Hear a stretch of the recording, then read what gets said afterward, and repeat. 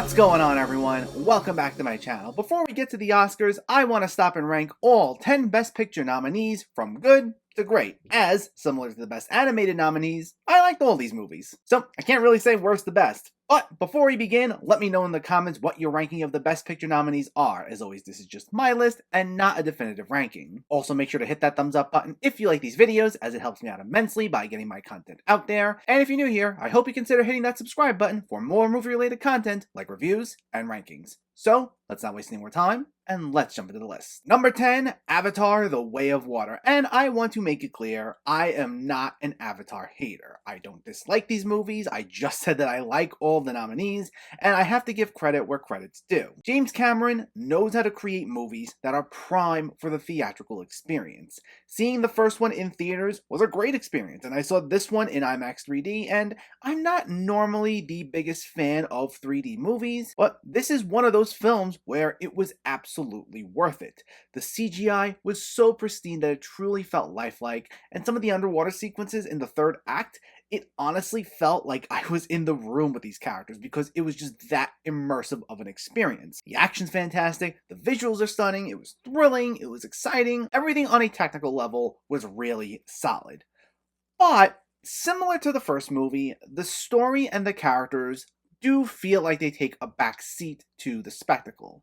Now, it's not necessarily a terrible story, and these aren't unlikable characters, and if anything, actually, this is an improvement over the first movie's story, which has been notably compared to Dances with Wolves, Pocahontas, and so many similar movies. This doesn't feel like something quite in that same vein, and there were a few, emphasis on that word few, more moments of actual character development here. But when it all comes down to it, it's not like there are so many major story beats. This isn't the most layered or complex narrative. Really, when it comes down to it, not quite that much happens in terms of the plot, despite the 3-hour runtime. Some of these battles, as cool as they are, can go on for a long time, and when it comes to the characters, the only one who I felt truly had any big standout moment was Stephen Lang as our villain. All our protagonists are fine, but like, for example, I still couldn't tell you one truly noteworthy thing that Jake Sully does, to be honest. So my investment in everyone only goes so far. Like I said, I actually do think this is a bit of an improvement over the first movie. I do like it, but overall, it still suffers from a lot of the same problems that the first movie had. Number 9, Top Gun Maverick, and I know I'm probably going to lose some people here with this resonating so much with both critics and audiences. It's another one of those movies that's made prime for the theatrical experience. It's the second highest grossing movie of the year, it's considered one of the best legacy sequels, it's considered one of Tom Cruise's best performances, and to be clear, it's a fun movie. Seeing it in theaters was a great experience. The aviation scenes are exhilarating, the action scenes are thrilling, the performances are great. I do agree that this is Tom Cruise at the top of his game, while Miles Teller was also solid, and the way Val Kilmer gets incorporated here was very moving. And it can also be emotional, hitting upon themes about getting older and realizing you might be hitting your limitations. And it knew how to do that while still being a fun time. But I just wouldn't say I liked it quite on the same level as everyone else did. While thematically it's strong, I just didn't find myself as immersed in the story as much as I would have liked. Because honestly, I found it to be a pretty conventional story about an older legacy figure mentoring a younger talent, and they don't get along, and there's a lot of butting of heads, and they have to learn to understand each other, and then there's even this romance subplot with Jennifer Connelly, which was nice, but it wasn't anything I found to be necessarily the deepest, as that also hits upon this classic storyline of rekindling an old romance. And I mean, those are probably the reasons why so many people love this. It's got that classic, good old-fashioned feel to it that harkens back to blockbusters from the time of the original Top Gun. It's very accessible, it's very broad, and it's elevated by its extremely well-done action scenes. But for me, while it's thematically solid, the story tropes it touches upon weren't ones I was the most enamored with to begin with. So, I wasn't quite as high on this as everyone else was. But it's still a fun movie, to be perfectly clear. Number 8, Women Talking, and whereas the previous two movies on this list are known for their spectacle, we now go to the opposite end of that, with, as the title implies, we get the most dialogue driven of all the nominees. I'd say this is the least entertaining of all the movies on here. It's one of the two heaviest of all the Best Picture nominees, and not everyone might be on board with how reliant it is on its conversation heavy flow, since film is generally a show don't tell medium, but there can be great dialogue driven films, and this is certainly one of those movies, as it can still pack an emotional wallop.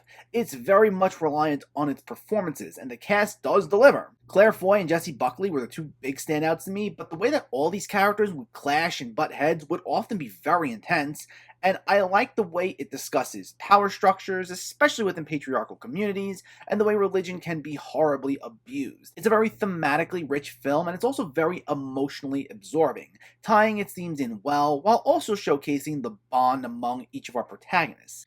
It can sometimes be a bit on the slower side here and there, and despite it being based on a novel, and in turn based on real events, it can sometimes have the feel of a play as opposed to a film, and that can sometimes take me out a little bit of the moment, but overall, it's still a great film with some powerful themes. Number 7, Tar, a character study about one of the most unlikable lead characters and their subsequent downfall. Similar to Women Talking, this one's pretty methodically paced, bordering on 2 hours and 40 minutes.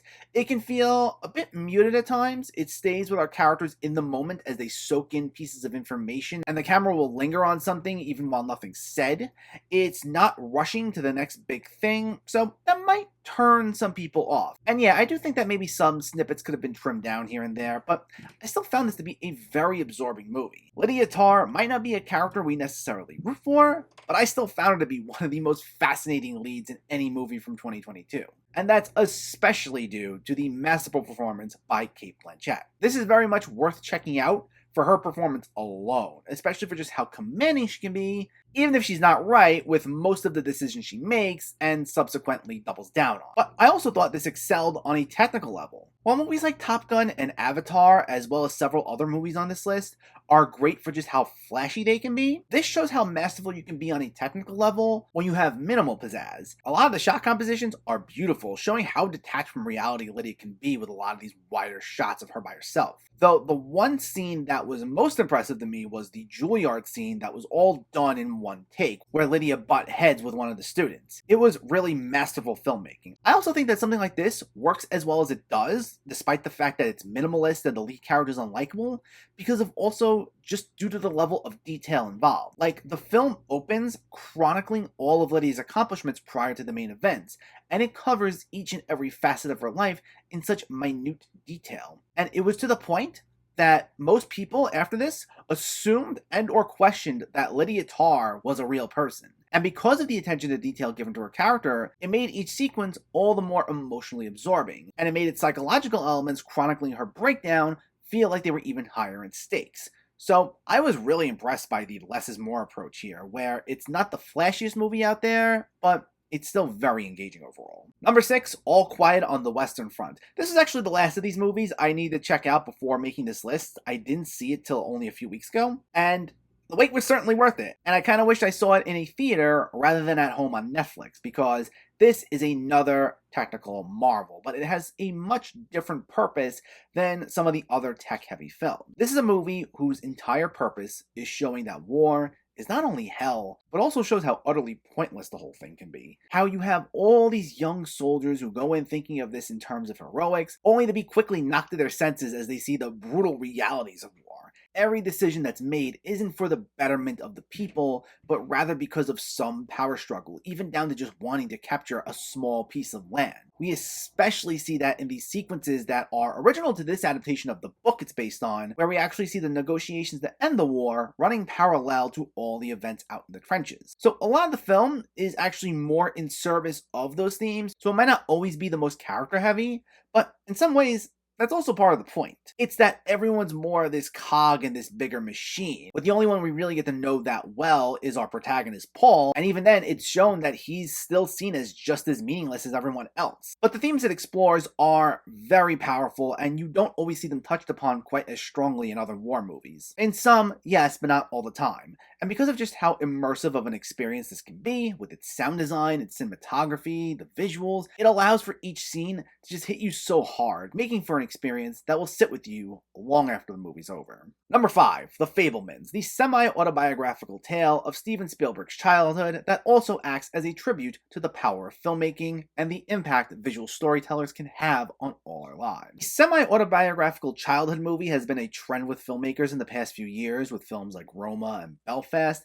and it's not something I'm exactly keen on becoming its own little niche subgenre, but if there's anyone who can give us the best version of these sort of movies, of course it's going to be Steven Spielberg. Now, his films are known generally for their larger-than-life feel, even when it's more of a straightforward drama. And with this being an obviously more grounded and personal film, there aren't quite as many opportunities for that here. Not that they're not present at all. You do get that when our Spielberg surrogate, Sammy, captures these little moments of his family, or if he's staging something specifically for one of his own films, and he makes these moments feel even grander than they seemingly appear to be. Like, one of the first few sequences is Sammy seeing a train crash in a movie, and then going to recreate that with his father's model trains, and the way Spielberg frames this through the lens of Sammy's own camera work, he gives this feeling of these model trains crashing this big, epic feel. And we get a lot of moments like that here to showcase the power of filmmaking and the impact it can have. Now, I admit, I am a sucker for movies that pay tribute to other eras of Hollywood or the art of filmmaking in general, so a movie like this is something I would naturally gravitate towards even if it wasn't by Spielberg. But the thing is, it's not just this love letter to the industry. Spielberg still uses Sammy's filmmaking journey to tie into the arcs of both himself, as well as give us a better picture of his family life. There will be these seemingly mundane moments of his family just hanging around the house or on vacation, or we'll see his classmates be on a school trip, and Sammy will film them, and when we see how he brings all the footage together, he tells these stories that not only give us a better idea of who these characters are, but he also brings things out to the forefront that weren't immediately visible to everyone else. And the way it used the power of film to deepen these character arcs, that's not only what I just loved about this film, but also about film in general. The way it can play around with storytelling in ways you don't even think of is nothing short of awe-inspiring to me. And this film captures that nicely in each and every frame, reminding us of how rich of a medium it is, while also telling the story of some truly interesting and relatable characters. So it might not be the most spectacle-filled Spielberg production, but it still has that classic Spielberg touch nonetheless. Number 4, Triangle of Sadness, which honestly was the most surprising of all the Best Picture nominees for me, but I was really happy to see this get nominated because, as you can tell by its placement, I absolutely love this. I'm all for a good satire that's a takedown on the rich, and I thought this hit the nail on the head when it comes to its commentary on power dynamics and social status. And it knows how to be very clever while also being incredibly silly at times. I mean, one of the main posters for this is of a woman barfing all over the place, which is a big scene in the middle of the movie. And there are plenty of other ridiculous moments throughout this, such as the guests on the cruise making these ludicrous demands of the staff and the way in which they're goaded into going along with it. But the film also has something to say regarding these power structures, and the way we see these dynamics evolve and shift over the course of the film was a lot of fun, bringing up a lot of great points in a very entertaining manner. Now, I think the big thing with this, which I think turned some people off from this movie, is that the structure and its length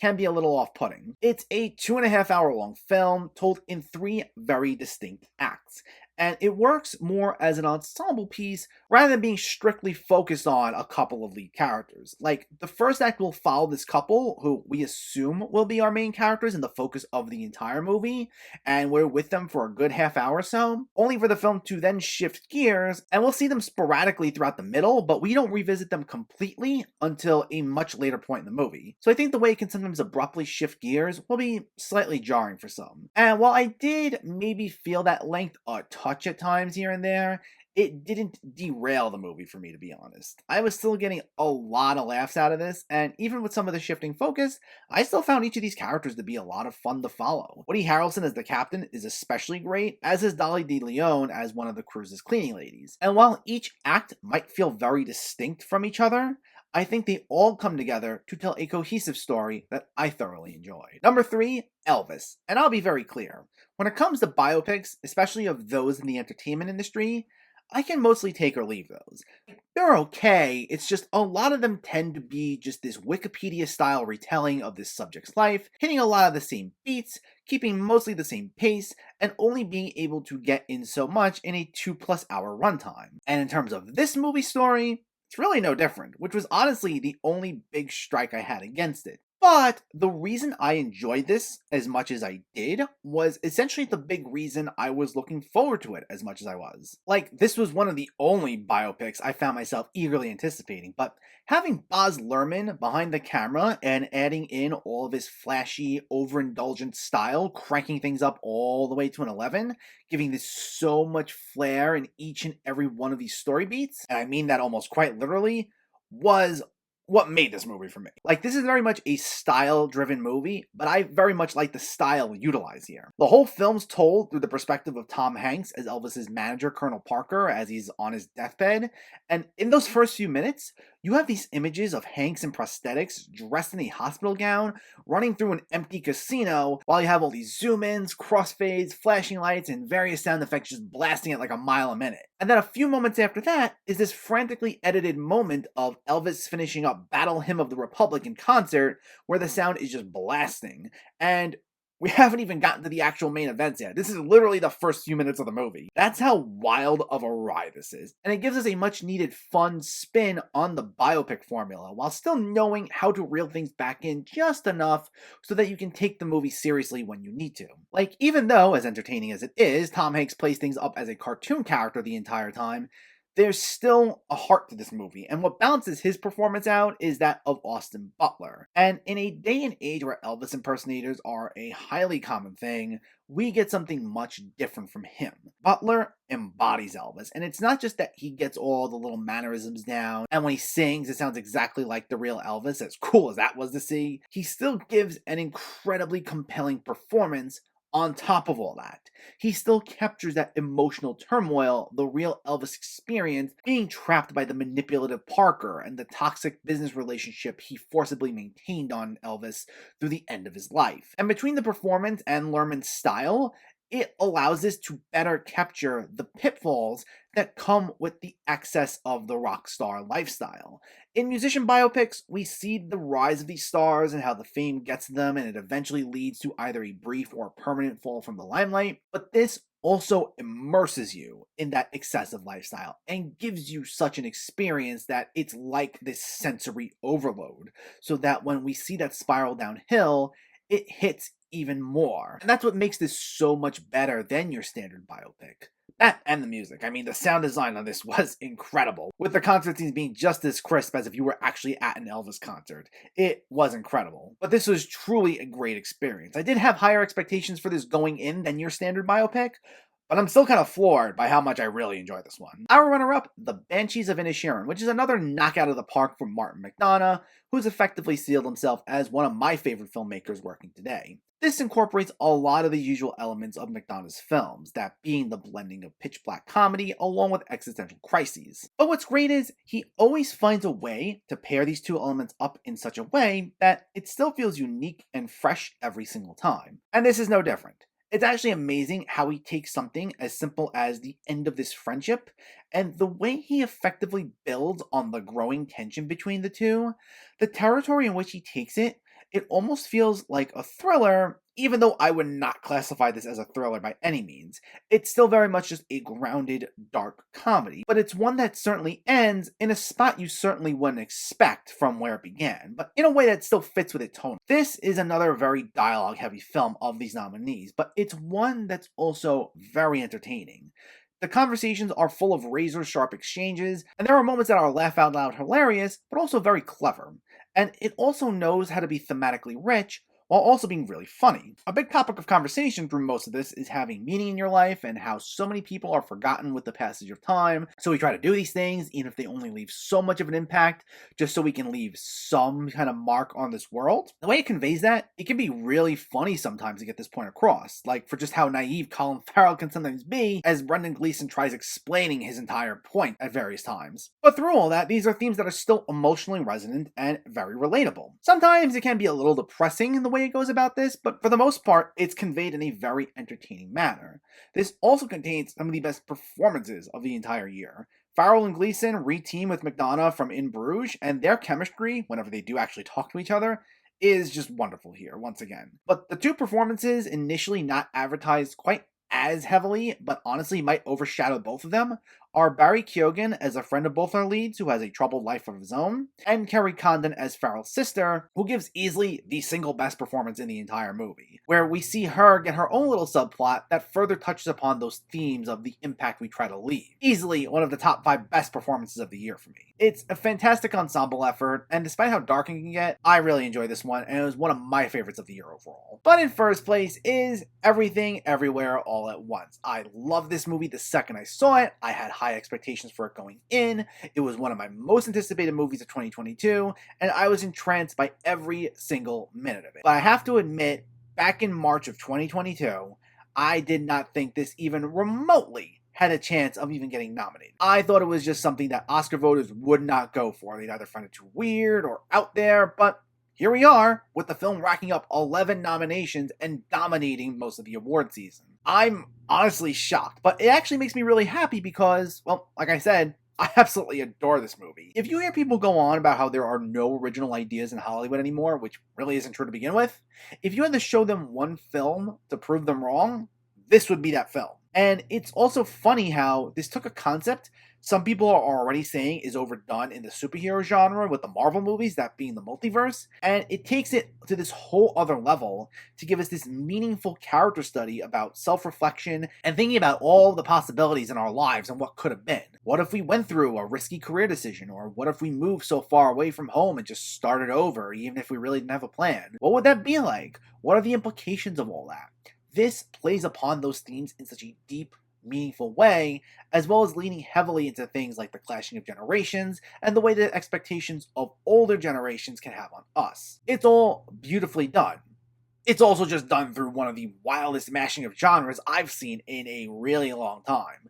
It's one part sci-fi thriller, it's one part martial arts movie, it's one part crude comedy, it's one part parody, one part character drama, among so many other things. It's just wild how many genre elements this not only throws together, but blends so well to the point where it moves from point A to point B in an almost seamless way. For some people, it might be jarring, and because of the amount of ground it covers, it might be too much for them, but I thought it blended everything together so well, and in a fairly surprising way. As you wouldn't think moments like deep, meaningful character drama would go well with moments that are something in the vein of like Jackass. Like, you just would not think they'd mesh well at all, but here they do, and I love it for it. And with all that, the performances are all fantastic. Michelle Yeoh gives easily her best performance here, while Stephanie Hsu is a delight and James Hong had a fun supporting part. But of course, the big standout is Ke-Huy Quan in his triumphant return to the spotlight after decades of retirement. Probably the single best comeback role of the past few years. I just loved the entire cast here. And then from a technical standpoint, it's also excellent, with the editing in particular being one of my absolute favorite things about this, especially as we'll get a number of sequences where we'll get these very frantic, quick cuts that offer these oh-so-brief glimpses into other universes of our characters' lives that the film doesn't have time to expand upon, and that's on top of the fact that we're already bouncing through a number of universes that each have these very distinct genre elements. And it's all done in a way where it keeps things moving at a nice pace, but it also feels very accessible, and it doesn't lose you along the way. At least it was that for me. I laughed, I got emotional, I was awestruck, it was my favorite movie of 2022, and it's my favorite of the Best Picture nominees. But let me know, what's your ranking of the Best Picture nominees? Did you agree with this list at all? Did you disagree with it? Let me know in the comments below so we can discuss. Also, if you enjoyed this video, please give it a like, and share it, and for more movie reviews and film discussion, please make sure to hit that subscribe button to stay updated. Thanks for watching everyone, and keep having fun with film.